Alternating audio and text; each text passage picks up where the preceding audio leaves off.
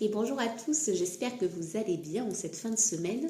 Ça y est, on arrive déjà au week-end, c'est incroyable. Alors autant j'avais l'impression que le temps était un peu suspendu en décembre et notamment pendant les fêtes, que là, d'un coup, janvier est arrivé, tout s'est réaccéléré. Là, depuis lundi, on est déjà vendredi, ça passe à une vitesse grand V. Donc je vous retrouve aujourd'hui avec une voix un peu de Donald. Les nuits sont compliquées, je pense que j'ai attrapé un petit coup de froid. Ben oui, le froid est arrivé, il était temps. Donc étant donné qu'il y a toujours cette transition où on ne se couvre pas assez, à l'intérieur il fait bon, dehors il fait froid. Donc voilà, ça y est, j'ai attrapé le petit coup de froid de l'hiver, mais rien de bien méchant, c'est naturel. Donc du coup, je voulais vous parler d'un sujet parce que on me répète souvent en ce moment, et c'est quelque chose qu'on a tendance à dire un petit peu à tout le monde, prends soin de toi, notamment quand on vit des périodes difficiles. Alors, je trouve ça amusant parce que pendant un moment, je me disais, prends soin de toi, je prends soin de moi quand même, surtout de plus en plus depuis quelques temps.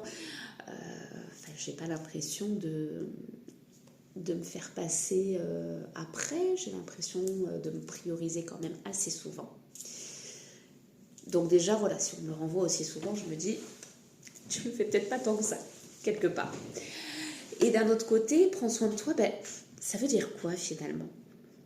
C'est la question que je me suis posée, c'est que qu'est-ce que tu entends par prendre soin de toi? Et puis surtout, va dire prends soin de toi à quelqu'un qui pendant des années s'est fait passer en dernier, à adorer faire prioriser les autres jusqu'à aller vraiment dans un sacrifice et à absolument pas se rappeler qu'est-ce qu'elle aime faire. C'est assez compliqué. On se rend compte finalement dans ces moments-là, quand je ne sais plus ce qui m'anime, parce que ça fait tellement longtemps que je ne me suis pas posé la question que je ne sais réellement plus comment je fais.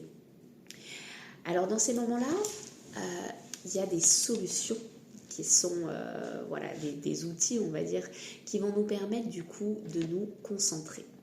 Parce que qu'est-ce qui se passe? Généralement, les personnes qui adorent se mettre au service des autres, c'est sans arrêt dans la tête un espèce de petit vélo là qui tourne en boucle. Et qu'est-ce que je pourrais faire plus pour pouvoir là le satisfaire ou la satisfaire?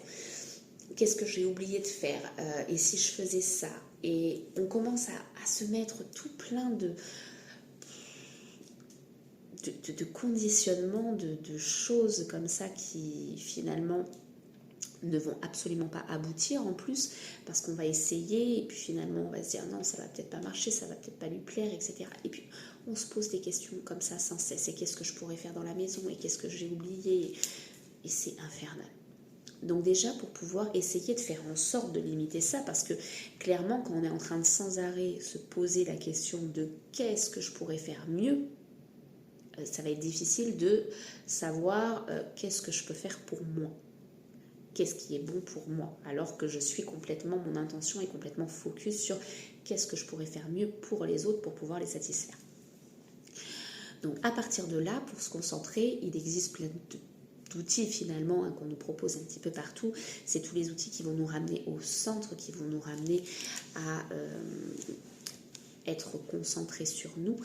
Ça peut être le yoga, ça peut être la méditation, il y a tout un tas de pratiques comme ça qui peuvent être proposés par des professionnels, d'outils qui nous permettent de nous concentrer.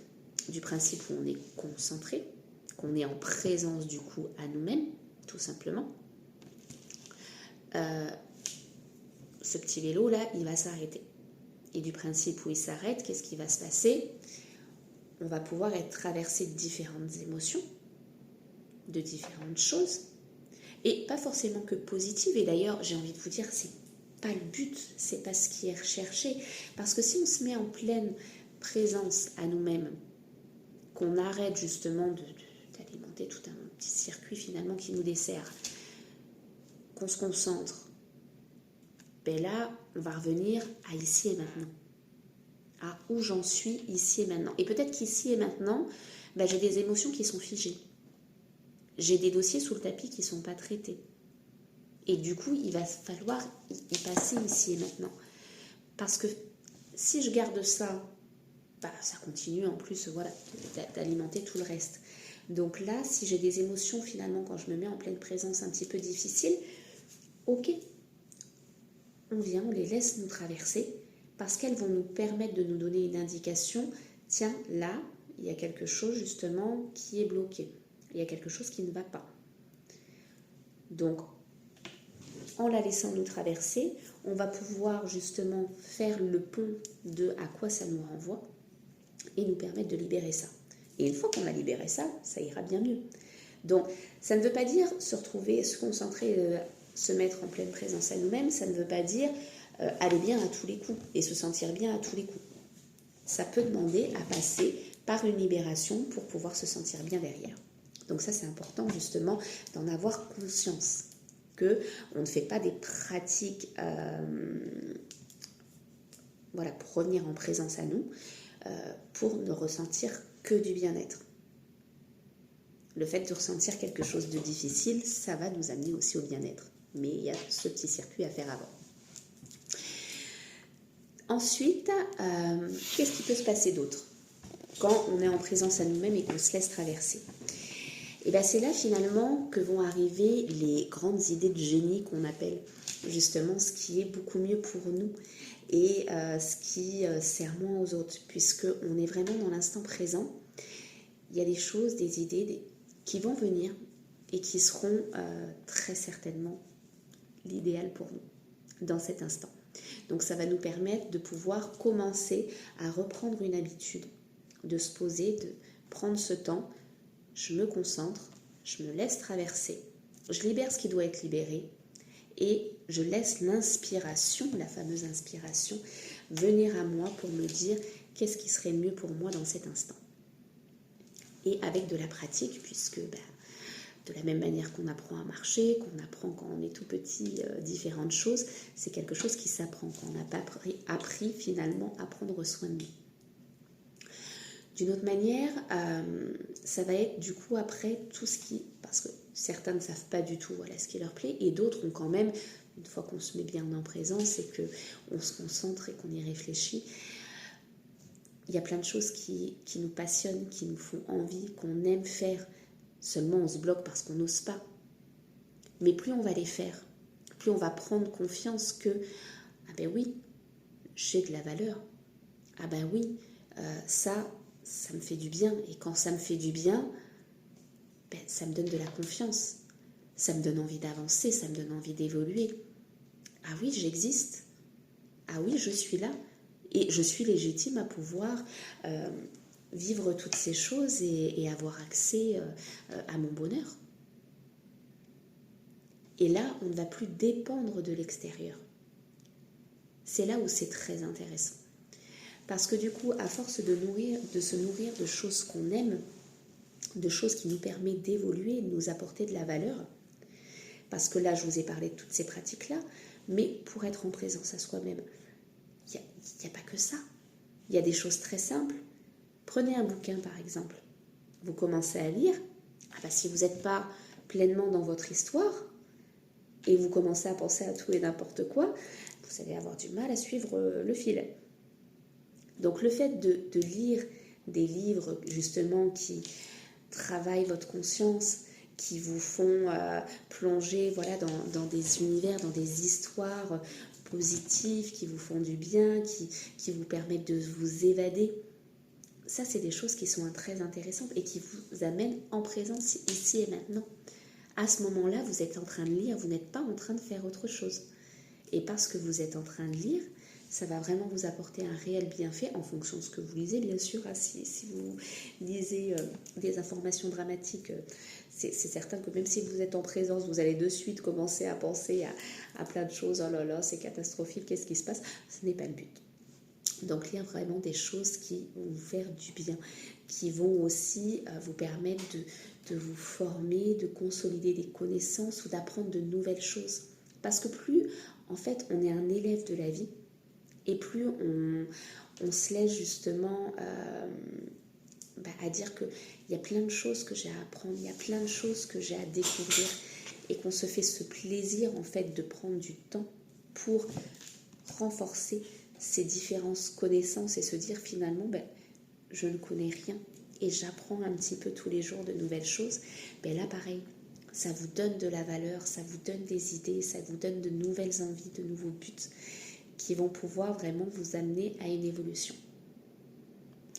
Et par tous ces biais-là, qu'est-ce qui va se passer? Comme je vous disais, vous n'allez plus dépendre de l'extérieur, du regard des autres qui finalement ne va jouer qu'un rôle d'acteur avec vous.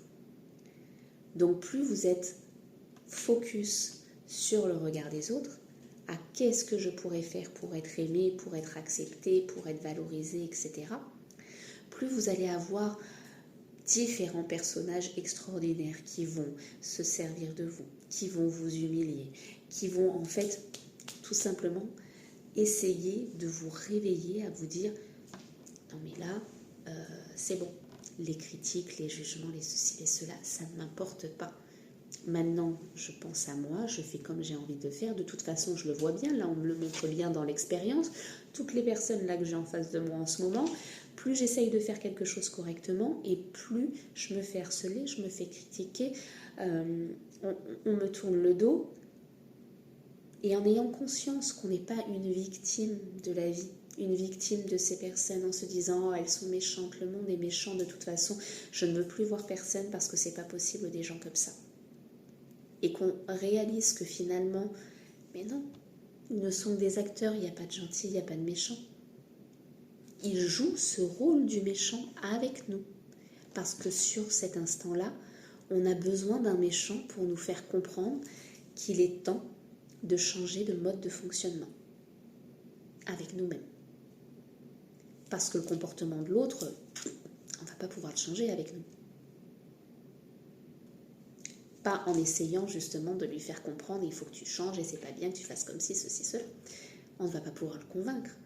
Par contre, si nous, on change de posture, qu'on s'enlève de victime et qu'on se dit bon, là, j'en ai marre, voilà, de me faire sans arrêt, de me donner en quatre pour les autres et d'avoir ce type de résultat. Maintenant, je me concentre sur moi, sur mes objectifs, sur ce que j'ai envie pour moi.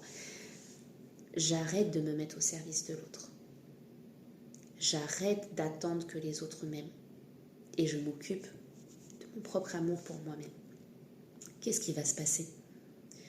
Toutes ces personnes-là, soit elles vont disparaître de votre vie parce que vu que vous aurez confiance en vous, vu que vous serez centré sur vous et que vous alimenterez plus toutes ces critiques, ceci, cela, ce jeu avec lui, il va plus s'occuper de vous.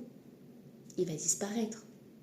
Ou alors, il va rester dans votre vie, mais il va s'ajuster à ça.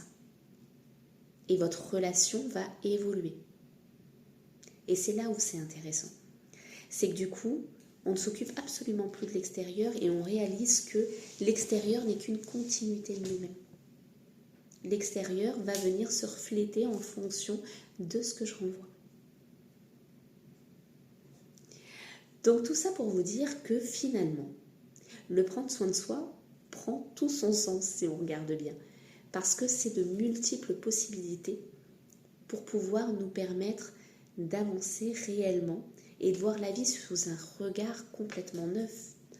De se dire que finalement, une fois qu'on est ici et maintenant et qu'on arrête de vivre dans le passé sur tout ce qu'on a pu nous faire ou de vivre dans le futur sur qu'est-ce qu'on pourrait faire pour les autres, on sort de la victime et on sort du futur, il y a cette porte-là en face d'ici et maintenant qui est vraiment à votre service, à vous, et qui va vous permettre d'aller beaucoup plus loin. Donc voilà, j'espère que cette vidéo aura pu vous donner certaines clés de compréhension. Je vous souhaite un très bon week-end et on se retrouve bientôt.